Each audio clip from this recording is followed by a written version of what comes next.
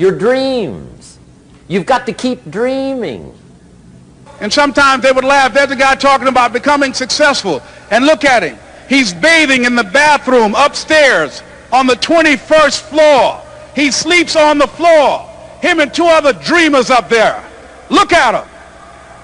It was hard, ladies and gentlemen, coming to speak to people. And I was facing financial difficulties in my own life.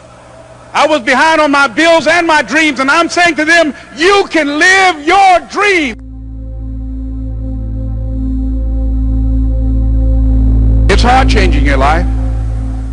It was hard when just over 3 years ago in the Penobscot building in Detroit, Michigan, where I was operating my business, and I fell on some hard times, and I was sleeping in my office.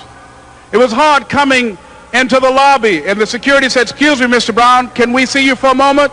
And I said, yes, and I walked up to the counter, and he gave me an envelope. And he said, would you mind reading it here? And I opened the envelope, and the envelope was from management that said, this is an office tower. It's not a hotel. Please do not sleep in your office. And I said, excuse me, sir. I said, I just work long hours in creating my business. I'm an entrepreneur. And right now, things are bad for me. But they're not going to be this way always. And I just asked for the opportunity to continue to operate like I'm doing. I'm not trying to make this my home. And it was hard coming through the lobby. And sometimes they would laugh. There's a guy talking about becoming successful. And look at him. He's bathing in the bathroom upstairs on the 21st floor. He sleeps on the floor. Him and two other dreamers up there. Look at him. It was hard, ladies and gentlemen, coming to speak to people. And I was facing financial difficulties in my own life. I was behind on my bills and my dreams, and I'm saying to them, you can live your dream. It was hard, ladies and gentlemen. It was very difficult to pick myself up each day believing that I could do it. There were times that I doubted myself. I said, God, why is this happening to me? I'm just trying to take care of my children and my mother. I'm not trying to steal or rob from anybody. Why did this have to happen to me? It was very hard. And here's what I want to say to you. For those of you that have experienced some hardships, don't give up on your dream. No one could have convinced me by holding on, by continuing to push forward, by continuing to run toward my dream, that one day I would have my own talk show. It's a long shot, ladies and gentlemen, from Liberty City, an abandoned building on a floor, never knowing my mother or father. It's a long shot. Being here with you today in this dome in Atlanta, it's a long shot. No college training, labeled educable, mentally retarded, but I kept running toward my dream.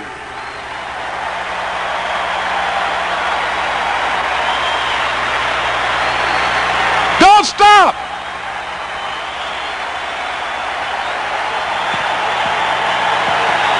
Don't stop.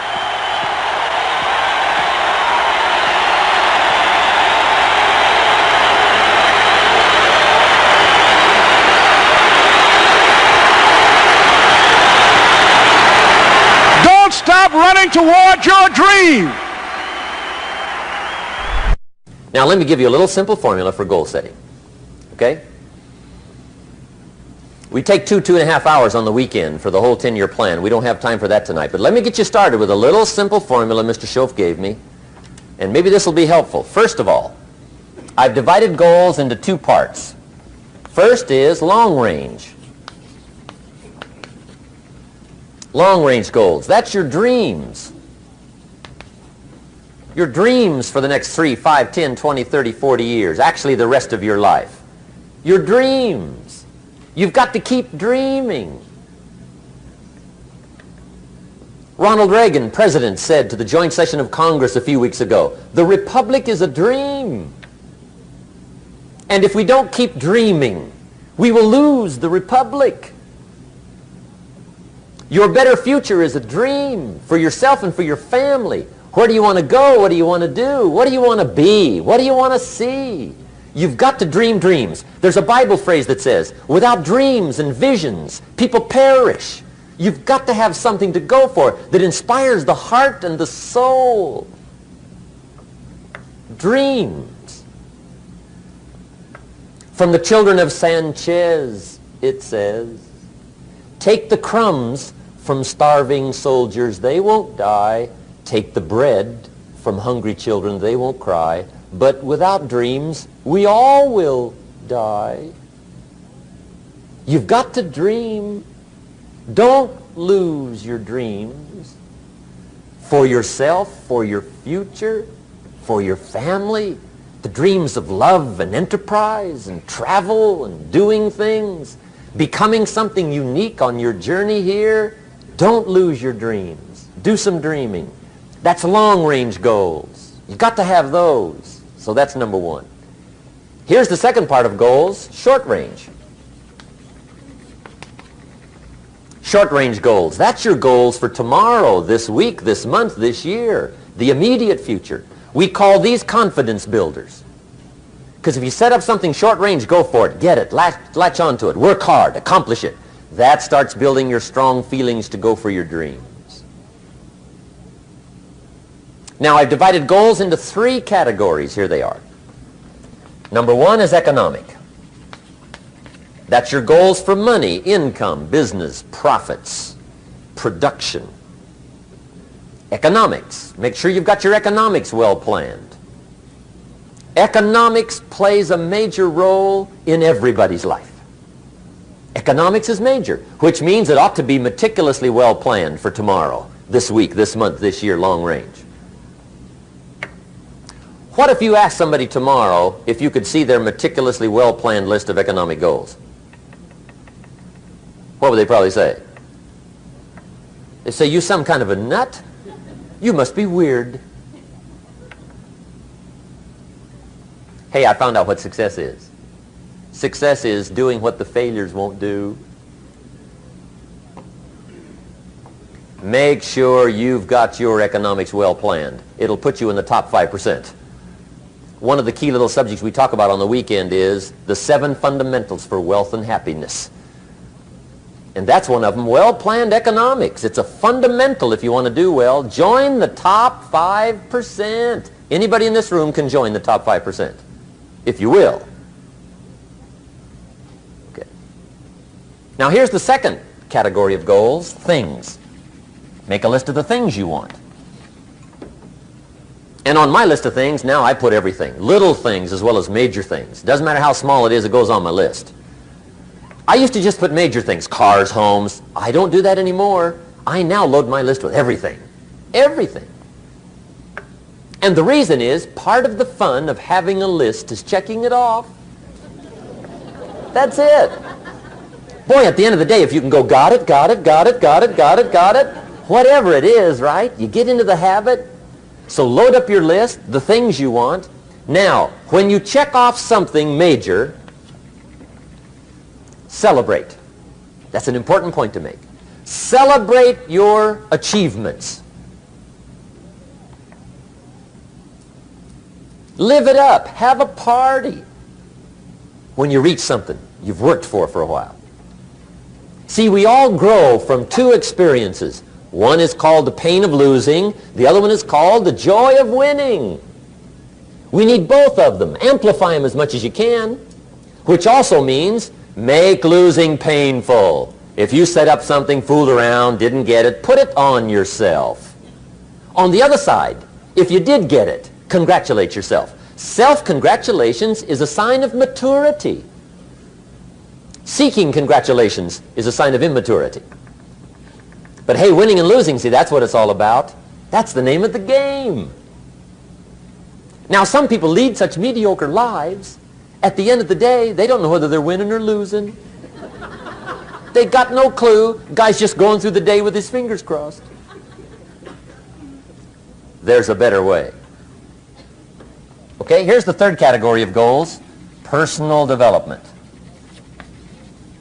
Put those goals together. Personal development goals. That's your goals to be stronger, more decisive, be a speaker, be a leader, learn a language, all kinds of skills. Okay? The whole weekend seminar was designed to improve all your skills so that you walk away more skillful. And that's what you want, the personal development skills. That's what attracts, that's what brings good things to your life, the person you become more skillful. Now, this is quite a package to work on. Economics, things, personal development. For tomorrow, this week, this month, this year, long range. Okay? That'll get you started. Now, here's the simple formula for setting goals. It goes like this. A, work on your goals. That's step one. Work on them. And I put the word work there deliberately. Setting goals is plain hard work. I don't want to kid you. We haven't come here tonight to kid each other. It's work. I know it's work. That's why a lot of people just let it slide. It's work. Many people work hard on their job, but they don't work hard on their future. They just let that slide. And the work involved is making plans. I know most people don't. I understand that. But don't let that be you. Guy says, well, yeah, you work where I work, but the time you struggle home, it's late. You've got to eat a bite of supper, watch a little TV, get to bed. You can't sit up half the night. Plan, plan, plan. And the guy's behind.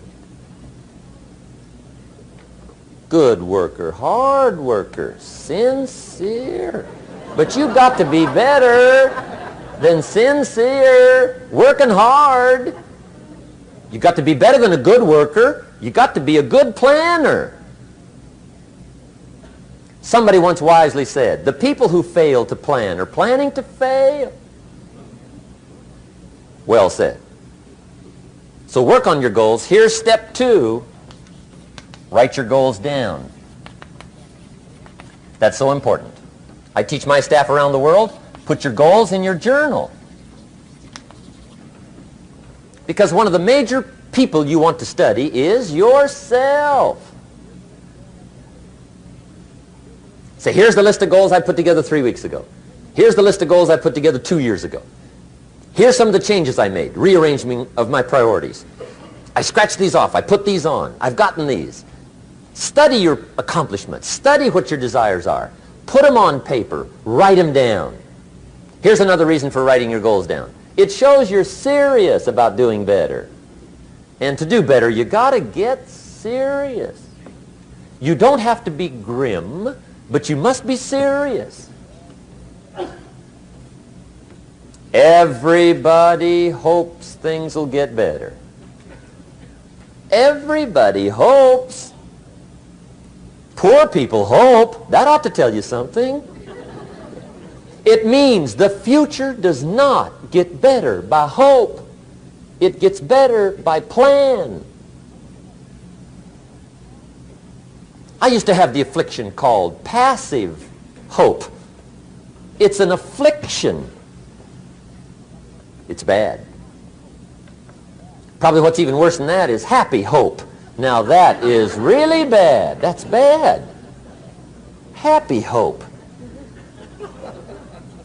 The guy's 50 and he's broke and he's still smiling. See, that's not good. So get serious about your goals. Put them on paper. Write them down. There's all kinds. His goals, her goals, their goals.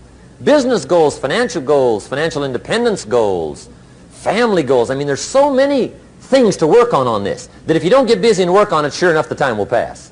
And sure enough, 5 years from now, you'll wind up where you don't want to be, wearing what you don't want to wear, driving what you don't want to drive, being what you don't want to be. Now's the time to fix it. Now, here's the third step to your goals. Check the size of your goals and the kinds of goals. How big they are, what kind they are, affects you. And here's one of the important phrases of the evening. Your goals are affecting you, whatever they are. Your goals affect your handshake. Your goals affect your attitude, personality. Your goals affect the way you walk, the way you talk, the way you dress. all day long we're being affected by our goals. Now, some people have goals, but they have such lousy goals. The effect is bad. I asked a guy one time, what are your goals for this month? The guy said, look, if I could just scrape up enough money to pay these lousy bills. That was his goal. I'm not saying it isn't a goal. It's a goal, but it's such a lousy goal, the effect is bad. You don't jump out of bed on Monday morning and say, oh boy, another chance to go out and scrape up the money to pay my lousy bills. See, you don't do that. Usually you say, oh, not another Monday.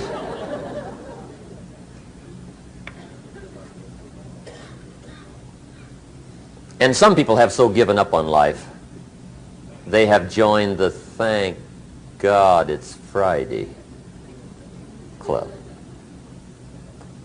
How sad. Surely those are the same people, when life is over for them, will say, thank God it's over.